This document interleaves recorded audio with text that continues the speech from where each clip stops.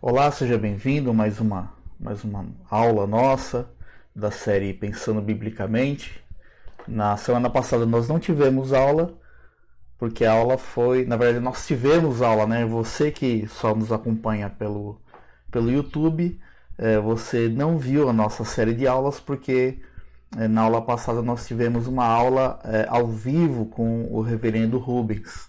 Então hoje estamos retomando as gravações da nossa série Pensando Biblicamente. Eu estou ainda me adaptando, estou aprendendo aqui, né, tentando melhorar aqui as gravações. Eu melhorei aqui um pouco a iluminação, coloquei um microfone novo para ver se melhora o som, e espero que você aproveite, né? Nós fazemos isso com carinho para a honra e glória do nosso Senhor, e para que você esteja sendo iluminado e esteja colocando em prática as coisas que a gente aprende aqui, né? Nós vamos dar início, então. Eu vou fazer uma oração. Senhor Deus, nosso Pai, nós agradecemos, Senhor, por mais esse dia. Agradecemos porque o Senhor tem nos guardado em segurança. Rogamos que o Senhor continue nos guardando a todos aqueles que nos assistem aqui pelo canal do YouTube, e esteja iluminando, Senhor, através dessa aula que teremos agora, nos iluminando, para que não só estejamos absorvendo conhecimento, mas estejamos também aplicando em nossas vidas, ó Pai. Ó Senhor, é que nós rogamos agradecidos em nome de Jesus. Amém. Bom, o nosso assunto de hoje, na verdade, são dois assuntos em um. E a primeira coisa que eu quero deixar claro é que nós estivemos divulgando durante a semana desta aula, e se você chegou aqui por um desses anúncios, eu quero alertá-lo de uma coisa. Se você veio até aqui atraído pelo título da aula e acha que nós vamos aqui falar mal da Igreja Católica, que nós vamos falar mal do Papa, que nós vamos, enfim, de forma radical aqui, criticar, né? Enfim, o objetivo não é esse.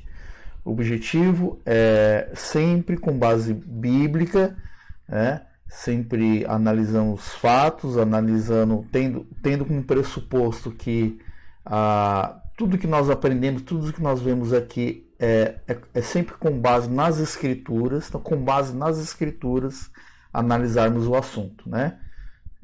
O objetivo aqui não é criticar, não é polemizar, embora o título do livro do Nicodemo seja Polêmicas na Igreja, mas o objetivo é justamente o contrário, é acabar com a polêmica, não é criar mais polêmica.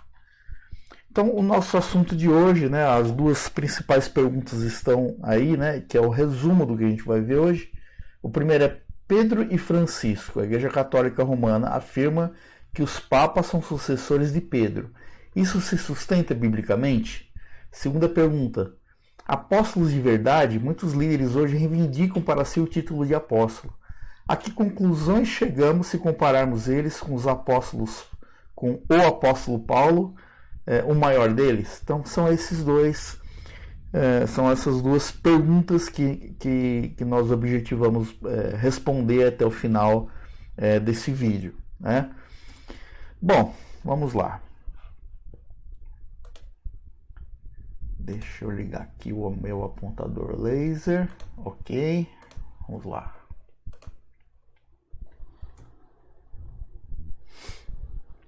Como eu sempre digo, né, essas aulas têm como base o livro Polêmicas na Igreja, do Augusto Nicodemos, que eu indico, né, como eu sempre afirmo aqui, tem coisas na nossa aula que estão no livro, E tem coisas que não estão no livro, e tem coisas do livro também que a gente não mostra aqui, até por uma questão de tempo, para a gente não se prolongar muito.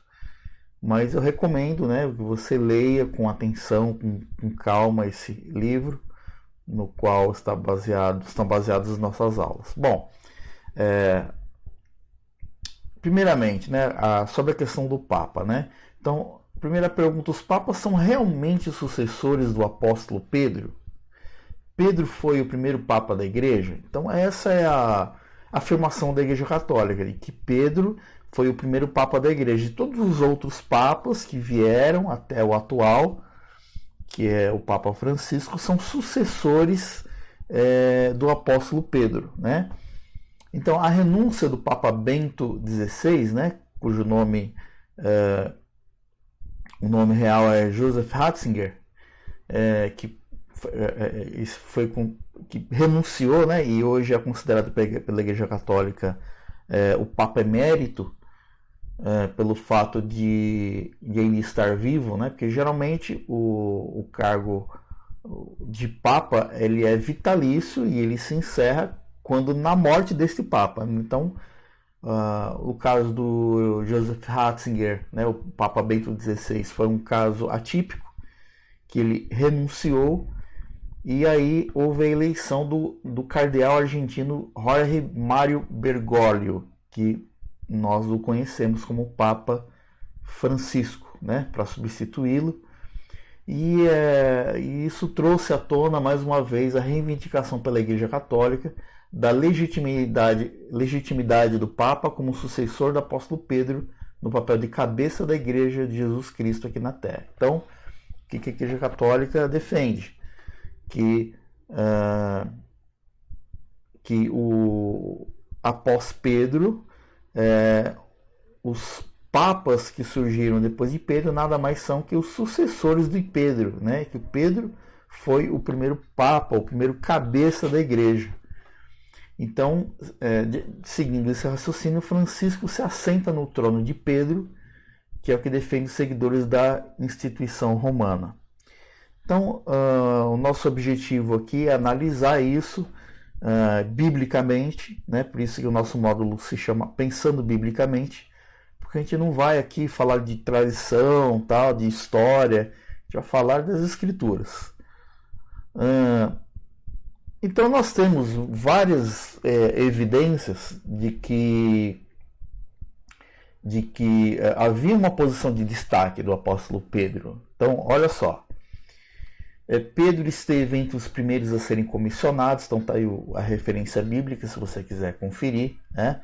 Como eu sempre faço aqui, eu sempre coloco as referências bíblicas, e nós vamos ver também vários textos transcritos, que é para você depois, com calma, se você quiser voltar e assistir de novo, e pausar e ler o texto com calma, você vai ter essa oportunidade. Então, aqui eu estou apenas citando as referências bíblicas. Então, Pedro esteve com os primeiros a serem comissionados. O nome de Pedro sempre ocupa a primeira posição nas listas dos 12. Jesus inclui Pedro entre os seus discípulos mais chegados. A gente percebe isso nos textos, né? Embora João seja chamado de o discípulo amado, né? Pedro ele está sempre incluído na lista de discípulos mais chegados. Pedro também é o primeiro a andar sobre as águas, indo ao encontro de Jesus, né? Tá aí o texto, né? Aquele texto em que Jesus está andando sobre as águas e Pedro fala: mestre, permita que eu vá ao seu encontro, e ele começa a andar pelas águas, mas ele, né, assim como Jesus, mas ele começa a prestar atenção ali nas circunstâncias e acaba afundando. Texto bastante interessante. Então Pedro teve essa experiência. Ele é o primeiro a responder a pergunta do mestre: quem dizeis que eu sou? Então, certa vez, Jesus estava lá com os 12, e aí Jesus pergunta: e aí, que o pessoal fala quem o pessoal fala que eu sou? O povo fala que eu sou quem? Aí uns falam que é um dos profetas, outros falam que é Elias. Tá, mas e vocês? Vocês que estão comigo? Quem vocês falam que eu sou? E o primeiro, quem responde aí, né, é Pedro, né? E nós temos aí o relato lá em Mateus 16, de 15 a 16. Pedro também é o primeiro a repreender Jesus afoitamente após o anúncio da cruz, né? Então, quando Jesus fala que está chegando a hora dele, e ele fala: não, Senhor, mas isso não vai acontecer, não fala isso, tal. E Jesus repreende ele e fala assim: não, mas isso você, né, não está entendendo, e isso tem que acontecer para que se cumpra as Escrituras. Né? Então dá ali um puxão de orelha ali em Pedro. Também nós sabemos também que Pedro também é o primeiro a negá-lo quando Jesus é preso. Antes de que Jesus fosse preso, ele avisa Pedro: olha, o galo não cantará antes que você me negue 3 vezes. E é o que realmente depois acontece, né? Pedro nega Jesus 3 vezes. Foi a Pedro que Jesus disse: apacenta as minhas ovelhas. Foi a Pedro que o Senhor instruiu: quando te converteres, fortalece os teus irmãos, né? Jesus está aqui se referindo ao fato de que Pedro o negaria 3 vezes. E depois que tudo isso passasse, né, Jesus está prevendo que haveria uma grande mudança na vida de Pedro. E ele diz: olha, quando você se converter, fortalece os teus irmãos. E também foi a Pedro que Jesus dirigiu as famosas palavras, né, que é muito usado pela Igreja Católica, que é: tu és Pedro, e sobre esta pedra edificarei a minha igreja, e as portas do inferno não prevalecerão contra ela. Dar-te as chaves do reino dos céus. O que ligares na terra será ligado nos céus, e o que desligares na terra terá sido desligado nos céus. Né? Esse último texto, nós vamos comentar sobre ele um pouco mais adiante. Bom, embora hajam essas evidências, né, de que Pedro tinha um papel importante, né, entre os 12, não há uma evidência nenhuma, nem da parte do próprio Pedro, nem de seus colegas ou das igrejas de sua época, de que ele tenha sido nomeado para Jesus para uma dessas funções: ser o cabeça da igreja, como é o Papa; exercer a primazia sobre os demais apóstolos, como é o Papa; exercer a primazia sobre os demais cristãos, como é a função do Papa; e ser o canal pelo qual Deus falaria de maneira infalível, até marquei de vermelho, de maneira infalível ao seu povo, como é o Papa. Né? O Papa, ele... primeiro, deixa eu explicar uma coisa aqui que não está no livro, né? Mas é importante antes da gente avançar. Existem 3 tipos de governo. As igrejas têm 3 tipos de governo. Existe a forma de governo episcopal, que é utilizada pela Igreja Católica principalmente, mas outras igrejas também usam esse tipo de governo, né? Que é aquela forma de governo que você tem alguém em cima, você tem alguém no topo, e essa pessoa toma decisões, e essas decisões são repassadas para os níveis inferiores. Né? Então, na igreja Católica, assim, a gente tem o Papa, que ele é considerado infalível, e ele toma as decisões, e essas decisões são passadas para os níveis inferiores, né? Para os cardeais, né? Para os arcebispos, etc, etc. Então você tem esse tipo de governo que alguém no topo toma as decisões, isso é passado para os níveis inferiores. Existe um outro tipo de governo que é o congregacional. No tipo de governo congregacional, você tem cada igreja local tomando as suas próprias decisões. Cada igreja local tomando suas próprias decisões. Qual o problema do episcopal e qual o problema, né, do tipo de governo congregacional? O episcopal, se o líder que está em cima, ele falhar em sua decisão, todos para baixo vão falhar. Tudo está na mão de uma pessoa só. Por outro lado, no congregacional, cada igreja local vai tomar suas decisões e você pode ter numa mesma, por exemplo, uma mesma denominação, várias igrejas pensando diferente sobre algum outro assunto, algum outro assunto em nível teológico, tá?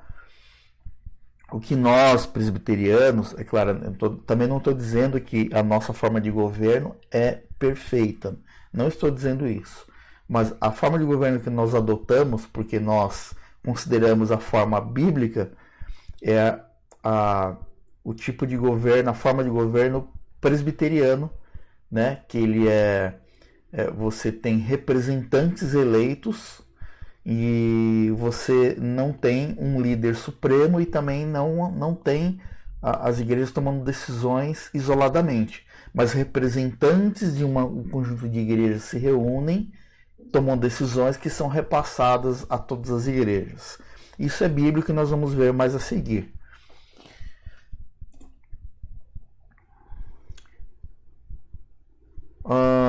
Pedro, ele foi repreendido por Paulo. Ele não era perfeito, tá? Então ele não era infalível, ele não era perfeito. Então, olha só, aí em Gálatas 2, de 11 a 14, o que nós temos aí? Paulo se sentiu perfeitamente à vontade para confrontar e repreender Pedro publicamente quando em certa ocasião ele se comportou de maneira dissimulada, né? Que dissimulado significa disfarçada ou hipócrita, né? Para com os crentes gentios da Antioquia. Vamos ver isso no texto. O texto diz o seguinte: quando, porém, Cefas veio a Antioquia, Cefas é um outro nome de Pedro. Quando Cefas veio a Antioquia, resisti-lhe face a face, porque se tornara repreensível. E aí vem a explicação. Com efeito, antes de chegarem alguns da parte de Tiago, comia com os gentios.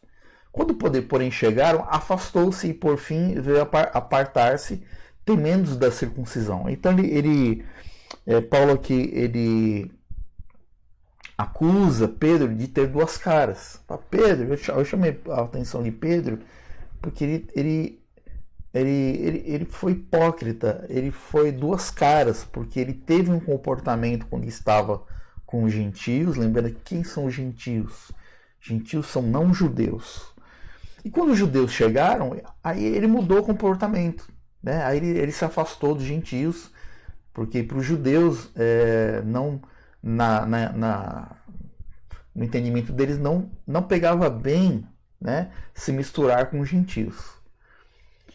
E aí, versículo 13: e também os demais judeus dissimularam com ele, a ponto de o próprio Barnabé ter se deixado levar para a dissimulação deles. Então ele diz que ele influenciou negativamente outros também a fazer o mesmo.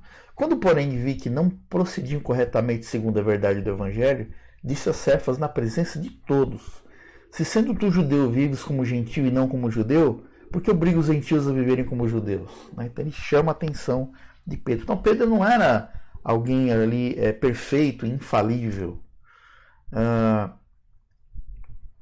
Um outro episódio aqui, né? Os crentes da igreja de Corinto não deram nenhuma mostra de que queriam que Pedro pertencia a uma categoria à parte, por sentiram-se à vontade para formar grupos em torno de nós, de Paulo, Apolo e do próprio Pedro. Então o que está dizendo aqui? A igreja de Corinto, Paulo, quando escreve a primeira carta de Paulo aos Coríntios, uma das coisas que ele quer corrigir ali é que havia uma divisão, e nessa divisão, uns falavam, eu sou de Paulo, outro grupo falava, eu sou de Apolo, outros falavam, eu sou de Pedro, e outros falavam, inclusive, eu sou nem de Paulo, nem de Apolo, nem de Pedro, eu sou de Cristo. Então havia ali uma divisão.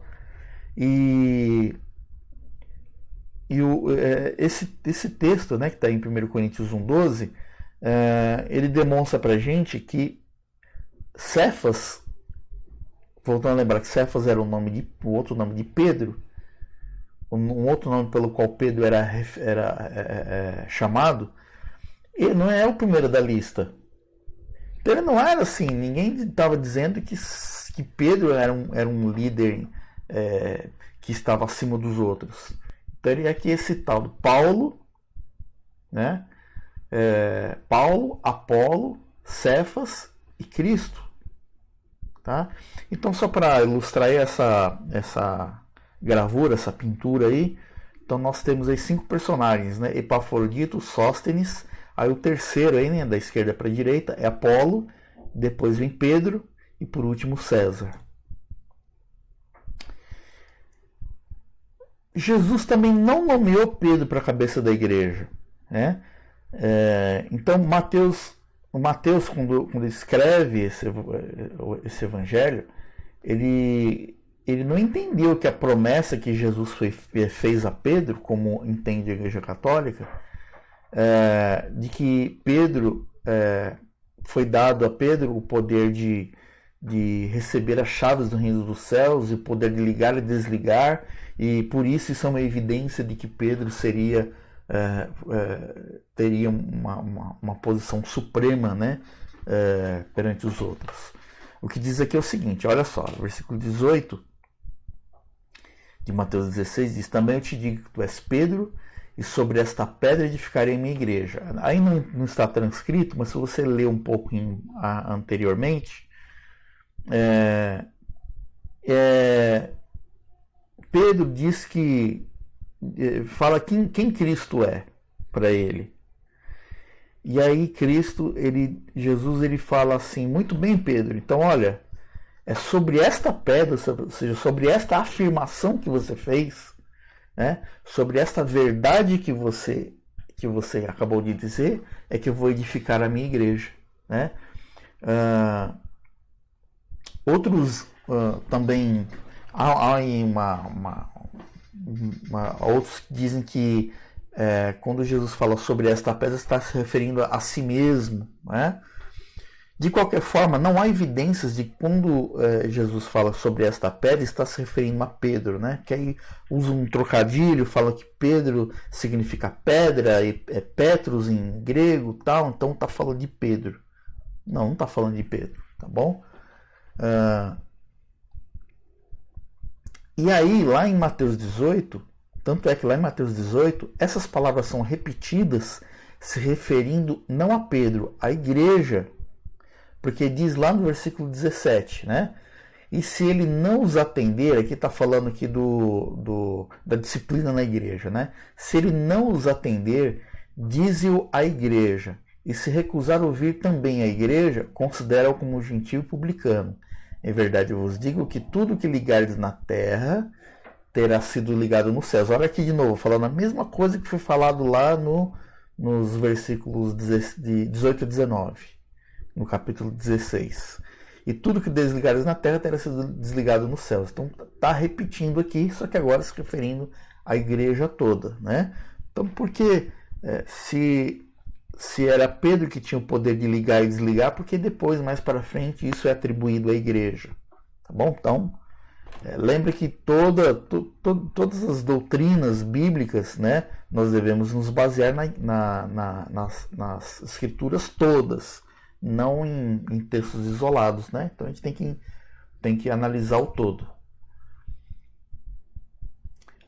Aí tem outras evidências aí, por exemplo, se Paulo tivesse entendido que Pedro era o líder máximo da igreja, não teria citado por último dar exemplos de líderes cristãos que ganhavam sustento e levavam a esposa em missão. Então Paulo está aqui se defendendo, né, na primeira carta aos Coríntios, no capítulo 9, falando sobre o sustento, né, sobre o seu sustento. E ele diz o seguinte: não temos nós o direito de comer e beber? A gente tem o direito de comer e beber. E também o de fazer-nos acompanhar de uma mulher irmã. Mulher irmã aqui quer dizer esposa crente, tá? Esposa cristã. Como fazem os demais apóstolos e os irmãos do Senhor e Cefas. Então ele fala dos demais apóstolos, os irmãos do Senhor, e deixa Pedro por último. Não é? Eu acho que para pensar, se Pedro tinha um papel de destaque entre os apóstolos, por que ele seria citado por último, né? Continuando, ao mencionar os que eram colunas da igreja, deixa Cefas, né, o Pedro, em segundo lugar depois de Tiago e narra o episódio que se tornara repreensível em seguida. E quando, então diz aí, e quando conheceram a graça que me foi dada, Tiago, Cefas e João, que eram reputados colunas, então veja, não é só Pedro que é a coluna da igreja, ele está incluído junto com Tiago e João. Me estenderam a mim e a Barnabé a destra de comunhão, a fim de que nós fôssemos para os gentios e eles para a circuncisão. Então vendo aí como não há evidências de que Pedro era alguém especial.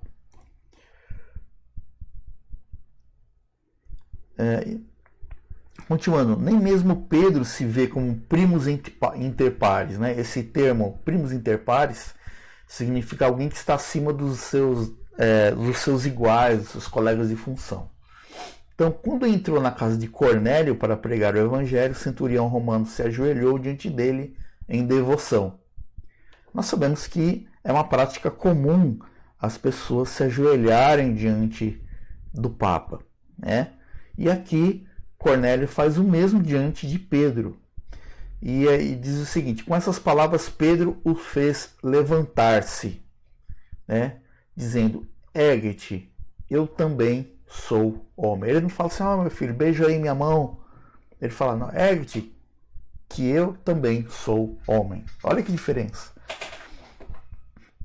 Continuando, esvaziando qualquer pretensão de ser o único canal inspirado e infalível pelo qual Deus falava ao seu povo, como é o Papa, Pedro reconhece humildemente que os escritos de Paulo são divinamente inspirados. Então, Pedro reconhece que Deus usara Paulo também, porque ele diz assim: tende por salvação a longanimidade de nosso Senhor, como igualmente o nosso amado irmão Paulo vos escreveu.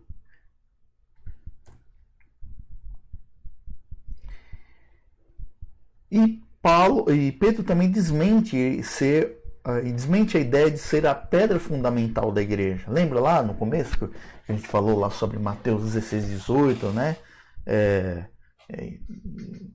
Tu és Pedro, e sob esta pedra edificaria a minha igreja. Olha só. Então diz aqui, olha só, primeira carta de Pedro, o próprio Pedro, hein? Capítulo 2, falando lá no capítulo 2, de 4 a 7, diz: chegando-vos para ele a pedra que vive. Ele está falando uma pedra aí, que não é ele. Rejeitada, sim, pelos homens, mas para com Deus eleita e preciosa. Também vós mesmos, como pedras que vivem, sois edificados casa espiritual, né? Olha só, a igreja é edificada sobre esta pedra. Que é essa pedra, né? Para ser de sacerdócio santo, a fim de oferecer sacrifícios espirituais agradáveis a Deus, por intermédio de Jesus Cristo, pois está na Escritura. Então, e tudo isso é a confirmação de uma profecia lá de Isaías 28:16, que diz: eis que põe em Sião uma pedra angular, eleita e preciosa, e quem nela crer não será de modo algum envergonhado. Está falando de Jesus, né? Uma profecia falando de Jesus. Para vós outros, portanto, os que credes, é preciosidade, mas para os descrentes, a pedra que os construtores rejeitaram, essa veio a ser a principal pedra angular, né? Então está falando, essa pedra que está falando aqui é Jesus. Então, só para explicar bem, por que se fala muito de pedra, né? Pedra angular. Antigamente, quando ia se começar uma construção, então se colocava, para se fazer o alicerce, se colocava lá a pedra no fundamento, né? E essa pedra no fundamento, no alicerce, ela tinha que ser retinha, né? Então tinha a pedra que era pedra angular, que era a pedra do canto, né, da construção. Em cima dessa pedra ia vir todo o restante da construção. Então essa pedra, ela precisava ser perfeita, né? Perfeitamente cortada ali, né? Era a pedra angular que ficava lá no alicerce. A gente sabe que quando a gente vai fazer uma casa, se o alicerce for mal feito, se o alicerce ficar torto, toda a casa vai ser erguida torta. Então é nesse sentido que Jesus é chamado de pedra angular, né? Porque era o fundamento da igreja, em cima da qual seria edificada a igreja, né? E então a pedra angular é aquela pedra perfeita, aquela pedra reta, ok? Finalizando essa primeira parte sobre a questão aí da similaridade aí, né, de Papa, será que Papa realmente era sucessor de Pedro? Então o reverendo Nicodemos, ele termina esse capítulo dizendo o seguinte: não há a menor referência a um substituto pessoal, alguém que tomaria seu lugar e transmitiria a sucessores o tesouro da fé cristã.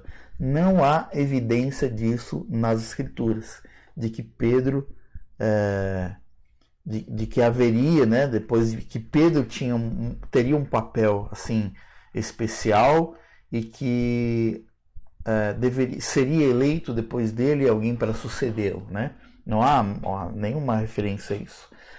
E ele continua dizendo: acredito que Pedro se oporia com veemência aos desdobramentos que vieram a culminar no papado e que foram promovidos séculos após a sua morte. Em outras palavras, Pedro, ele não concordaria, né, com toda essa consideração que fizeram a respeito dele.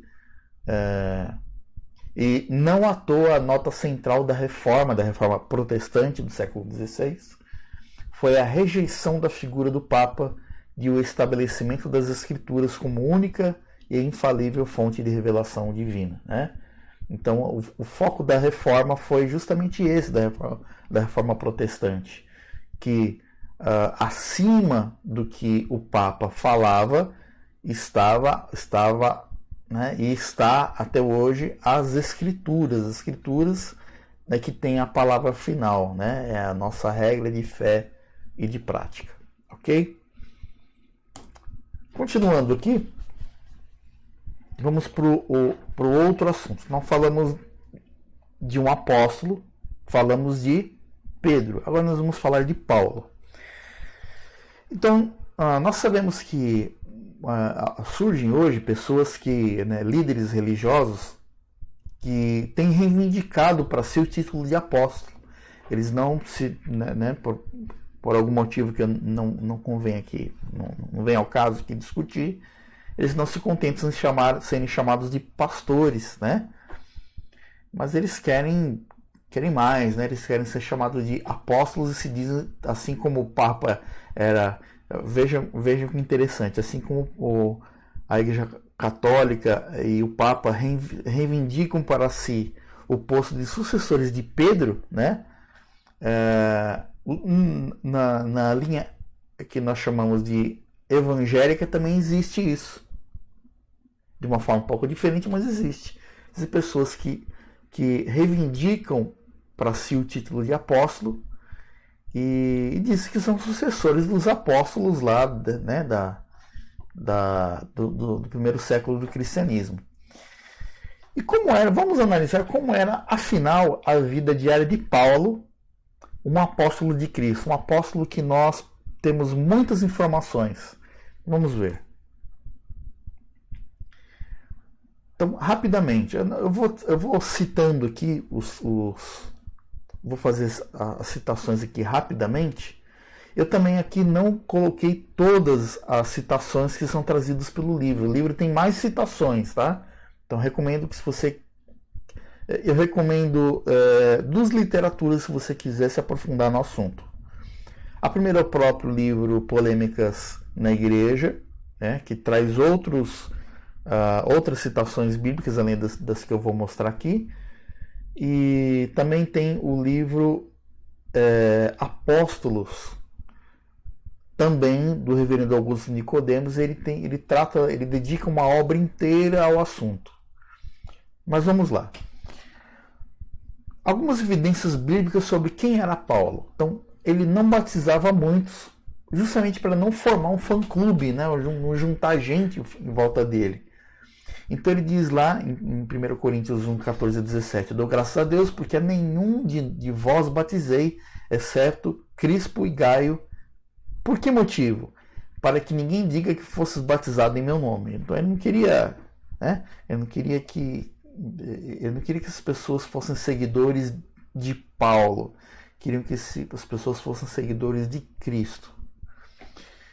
Ele evitava usar linguagem ostentosa na pregação, pregava somente a Cristo e esse crucificado. Então ele não usava ali nenhuma artimanha de linguagem, enquanto eu vou falando aqui, você vai pensando aí, vai comparando com os apóstolos modernos que você conhece. E você vai tirar as próprias conclusões. Então Paulo não fazia ostentação de linguagem. Então, diz assim, ainda em 1 Coríntios 2, não o fiz com ostentação de linguagem ou de sabedoria, porque decidi nada saber entre vós senão a Jesus Cristo e esse crucificado. Paulo também prevenia as pessoas a não se agregarem à igreja, impressionados pelo talento e o carisma de que ele dispunha. Né? Então, ele não encorajava as pessoas a se agregarem à igreja, ao cristianismo, pelo encantamento que eles tinham pela pessoa dele próprio, né? Pela pessoa de Paulo, né? Pelo seu talento que ele fazia, o seu carisma. Então ele diz o seguinte: a minha palavra e a minha pregação não consistiram em linguagem persuasiva de sabedoria, mas em demonstração do Espírito e de poder, para que a vossa fé não se apoiasse em sabedoria humana, e sim no poder de Deus. Né? As pessoas não deveriam se tornar cristãs por causa dele, mas por causa do impacto do Evangelho em suas vidas, pelo poder de Deus. Paulo também exortava seu rebanho a que para que o visse como um mero servo junto com os outros e que era bem sucedido em ganhar pessoas para Cristo tão somente por causa da graça de Deus e não por méritos próprios. Então Paulo ele não se gabava da igreja de ter muitos seguidores, né? Ele não diz, olha, tá vendo, né, o meu trabalho que fez a diferença, né? Como alguns fazem hoje. Então ele diz assim: eu plantei, né? Voltando, né? Aquele mesmo texto do começo lá, em que haviam grupos na igreja de Corinto, né? Existiam os de Paulo, os de Apolo, de Cefas, os de Cristo. Então ele diz o seguinte: eu plantei, Apolo regou, mas o crescimento veio de Deus. De modo que nem o que planta é alguma coisa, nem o que rega, mas Deus que dá o crescimento. Então ele reconhece que o crescimento, o resultado não vem dele mesmo. Ele não tem do que se gabar, porque o resultado vem de Deus. Mais para frente, lá no 9, ele diz: porque de Deus somos cooperadores. Nada mais do que isso. Né? Então ele se reconhece como um mero cooperador. Ele era mais um que estava ali contribuindo.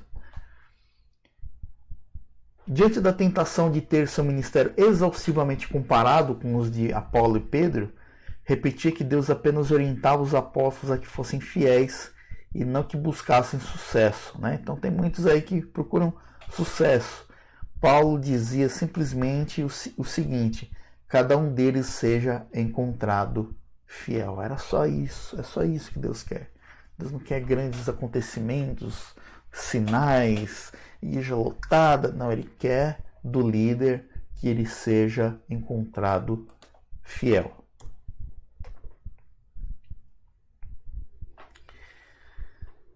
Muitos, incluindo gente das igrejas que fundara, o consideravam condenado à morte, espetáculo para o mundo, louco, fraco, desprezível.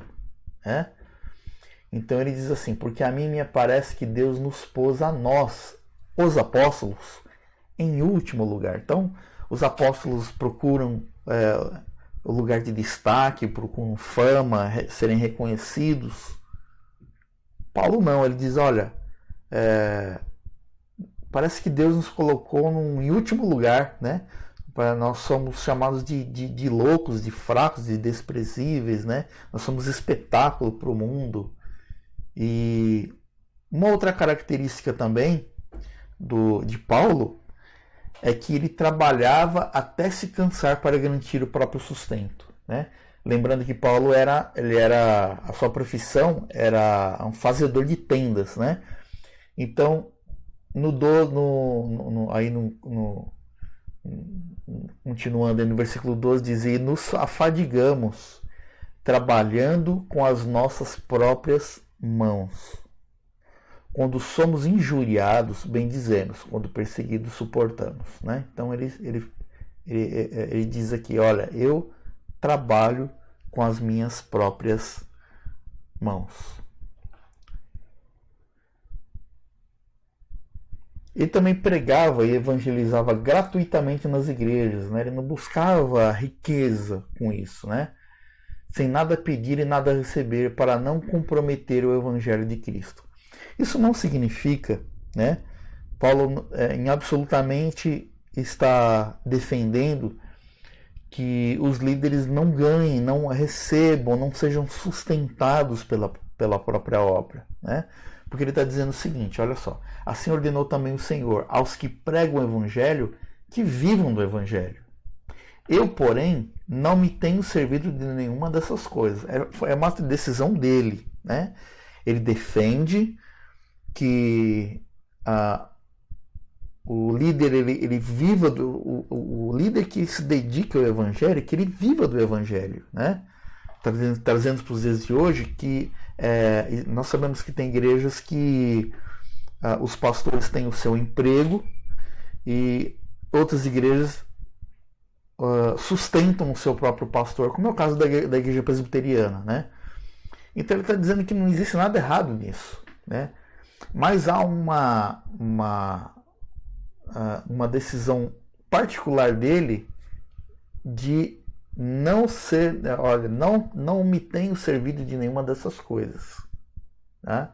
Versículo 16 diz: se eu anuncio o evangelho, não tenho de que me gloriar, pois sobre mim pesa essa obrigação. Não faço mais que obrigação. Quando eu prego o evangelho, não faço mais que obrigação. Mais adiante, ele no versículo 18, ele vai usar o termo de graça. Paulo também passava por constantes sofrimentos e angústias por causa das igrejas e dos crentes a quem amava e pelos quais se preocupava individualmente. Aqui também eu quero chamar a atenção sobre uma diferença em relação aos apóstolos de hoje.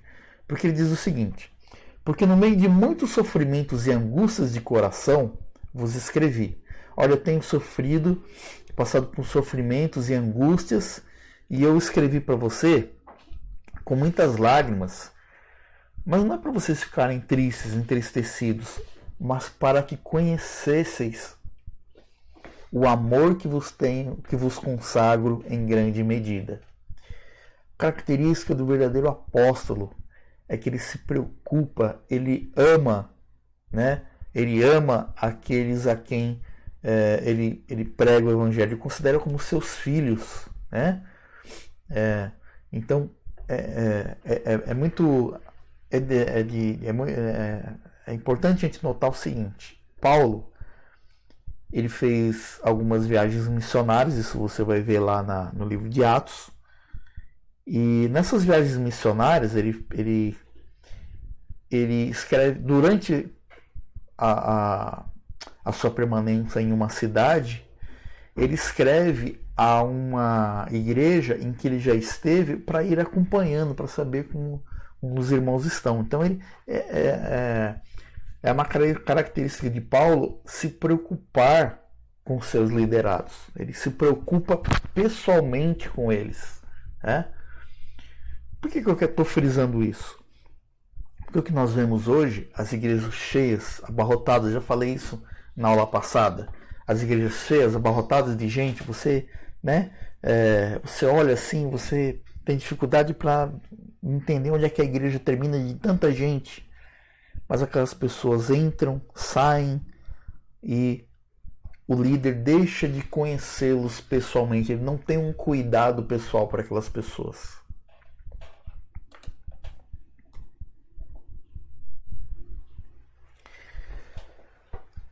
comprovava a autoridade de apóstolo. Então Paulo comprovava a sua autoridade de apóstolo, apontando para os convertidos pelo evangelho da cruz, que pregava com simplicidade e poder no Espírito. Então se alguém perguntasse para ele como é o que ele se propõe a fazer lá na segunda carta aos Coríntios, quando ele procura se defender a sua autoridade de apóstolo, então ele diz o seguinte: olha, a prova da minha autoridade, né, o documento que comprova a minha autoridade, ou seja, a carta que comprova a minha autoridade, são vocês, né? Vós sois, versículo 2, vós sois a carta escrita em nosso coração, conhecida e lida por todos os homens, estando já manifestos como carta de Cristo, produzida pelo nosso ministério, escrita não com tinta, mas pelo Espírito de Deus, Deus vivente, não em tábuas de pedra, mas em tábuas de carne, isto é, nos corações, né? Então, ele está dizendo que a autoridade, o documento que dá a ele a autoridade de apóstolo, não é que ele simplesmente se proclamava apóstolo. Olha, a prova de que eu sou apóstolo são vocês que são convertidos, né, que estão aí no caminho certo, né? Vocês são cartas, né? Vocês são só o meu documento. A novidade de vida que vocês vivem é o que comprova que eu sou apóstolo. Mas uma característica: tomava todo cuidado para não adulterar a mensagem do Evangelho, não se utilizava de artimanhas, nem procurava enganar seus ouvintes com vistas a tirar deles proveito financeiro. Isso a gente deve considerar bastante, né, para compararmos Paulo aí com os apóstolos atuais, né? Então Paulo, ele tomava cuidado para não mudar a mensagem do Evangelho, né? Então, por exemplo, quando alguém vai tomar um remédio ruim, né? Por exemplo, vai dar um remédio ruim para uma criança, o que você faz? Você pega lá o suquinho e põe o remédio e dilui para a hora que a criança tome, aquilo não fique ruim na boca, né? Ela toma e não vai nem perceber que está tomando um remédio, né? Então ela muda ali, né? Dilui, né? Numa água, num suco. Paulo não fazia isso com o Evangelho, não, né? Ele tomava todo cuidado para não adulterar a mensagem do Evangelho. Não vou falar de pecado não, isso aí afasta as pessoas. Não vou falar desse ou daquele assunto, porque isso é muito polêmico, né? Não quero entrar nesse assunto não. Não quero confrontar as pessoas não querem serem confrontadas, né? A Paulo não, ele vai, pelo que tendo esse ministério, segundo a misericórdia que nos foi feita, não desfalecemos, pelo contrário, rejeitamos as coisas que por vergonhosas se ocultam, não andando com astúcia nem adulterando a palavra de Deus. Antes, nos recomendamos a consciência de todo homem na presença de Deus pela manifestação da verdade. Então, o objetivo aqui era atingir a consciência do homem, era justamente confrontar o homem na presença de Deus, mediante a verdade.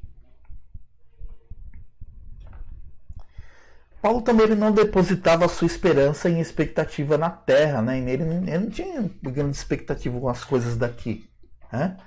Olha o que ele diz lá em 2 Coríntios 4, 17 e 18. Porque a nossa leve e momentânea tribulação, então ele chama as dificuldades da nossa vida, né? Nós estamos vivendo aí no meio de uma pandemia, e ele chama mesmo essa tribulação, ele chama isso de leve e momentânea. Como assim leve e momentânea, né? A gente está demorando tanto aí para passar, né? Falam que vai chegar o pico da pandemia e não chega nunca esse pico, né? Uns falam que tudo vai voltar ao normal lá para agosto, outros falam setembro, outros falam que só no final do ano. Como é que fala momentânea, leve? Tem gente morrendo. Mas ele diz o seguinte: a nossa leve e momentânea tribulação produz para nós, aqui vem a explicação, porque ele está comparando a nossa tribulação aqui com o eterno peso de glória. Então, eterno, né? Eterno peso de glória. Então, nós, apesar tudo é momentâneo se nós formos comparar com a glória eterna, ou seja, a glória que não vai ter fim. Acima de toda a comparação, não atentando nós nas coisas que se veem, mas que não se veem, porque as que se veem são temporais e as que se não veem são eternas. Paulo também enfrentou privações e trabalhou arduamente para não prejudicar igrejas que o recebimento de ofertas seria motivo para acusarem de mercenário. Então, olha só que interessante aqui. Lembra que eu falei lá atrás que Paulo não é contra o sustento do líder. E aqui ele está falando de novo nesse assunto, que ele diz o seguinte: cometi eu, porventura, algum pecado pelo fato de viver humildemente para que fosseis vós exaltados, visto que gratuitamente vos anunciei o Evangelho de Deus? Então ele está dizendo que ele pregou ali gratuitamente o Evangelho de Deus. Aí ele explica no 8: despojei outras igrejas, despojar no sentido de que ele recebeu, outras igrejas o sustentaram, recebendo salário para vos poder servir. Então, as igrejas, então, que ele está dizendo o seguinte: as igrejas que podiam me sustentar, eles me sustentaram, né? E elas me sustentaram, inclusive, para que eu anunciasse o evangelho para vocês de graça, porque vocês não têm condições, né? Se vocês fossem me sustentar, iam falar que eu estava arrancando dinheiro de vocês, né? Então eu anunciei o evangelho a vocês gratuitamente, e outros que têm recursos me sustentaram. E estando entre vós ao passar privações, não me fiz pesado a ninguém, não fui pesado para vocês. Pois os irmãos, quando vieram da Macedônia, supriram o que me faltava, e em tudo me guardei e me guardarei de vos ser pesado. Fiquem tranquilos, porque eu não vou ser pesado para vocês. Diferença, hein, dos apóstolos de hoje. E estamos já caminhando para o final. Mas Paulo também lutava diariamente com um doloroso espinho na carne, né? Paulo tinha um espinho na carne, que nós não sabemos exatamente o que é, mas havia um espinho na carne, existia alguma coisa que fazia Paulo sofrer, né? E a única resposta, quando ele rogava pela misericórdia de Deus, a resposta que ele recebia é que a graça de Deus bastava para ele. Então ele diz, olha só, esse texto é bastante conhecido. Diz: e para que não me ensoberbecesse com a grandeza das revelações, para que eu não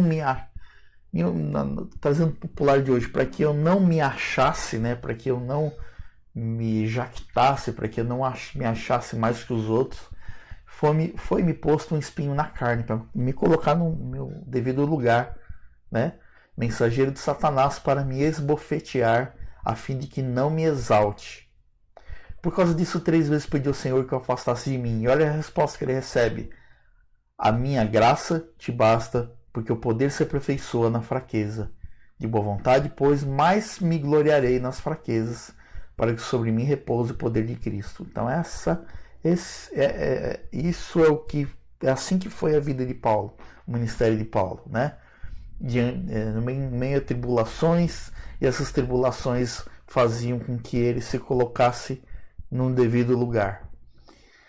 E no final ele diz: pelo que sinto prazer nas fraquezas, nas injúrias, nas necessidades, nas perseguições, nas angústias por amor de Cristo, porque quando sou fraco, então é que sou forte. Que diferença, hein? Finalmente, Reverendo Augustus, no final do capítulo, ele vai dizer assim: muitos se consideram sucessores dos apóstolos aqui e em Roma. Para confirmar a autoridade desses homens e mulheres, basta compará-los a Paulo, né? Então ele está dizendo aqui que, olha, muitos hoje se levantam e se dizem apóstolos, né? Inclusive em Roma, né? Talvez se referindo aqui ao Papa. Então nós devemos compará-los à vida de Paulo. né? Finalizando aí, como a gente se propôs a fazer, então vamos responder as perguntas. Pedro e Francisco. A Igreja Católica Romana afirma que os papas são sucessores de Pedro. Isso se sustenta biblicamente? Nós vimos que não. Nós vimos que Pedro tinha sim o seu papel, um papel especial, né, entre os 12, mas não há evidências nenhuma, nem partindo do próprio Pedro, de que ele tinha alguma posição de destaque entre os demais, nem de que Jesus tenha nomeado ele o grande líder da igreja, né? Segunda pergunta, apóstolos de verdade. Muitos líderes hoje reivindicam para si o título de apóstolo. A que conclusões chegamos se compararmos eles com o apóstolo Paulo, o maior deles? Tire suas próprias conclusões, né? Nós vemos que Paulo era um homem que sofria, que não era ligado ao dinheiro, né?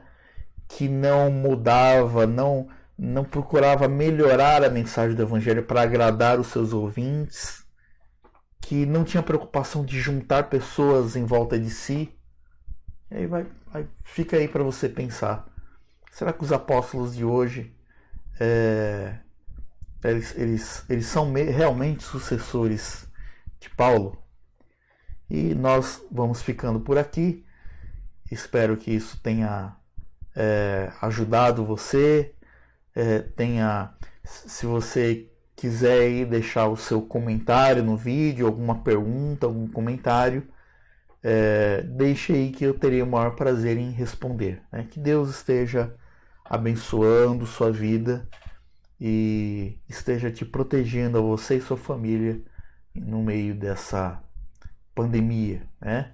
Deus é soberano, como nós já vimos em outra aula, e Ele há de sustentar a cada um até o fim dessa tribulação. Que Deus o abençoe.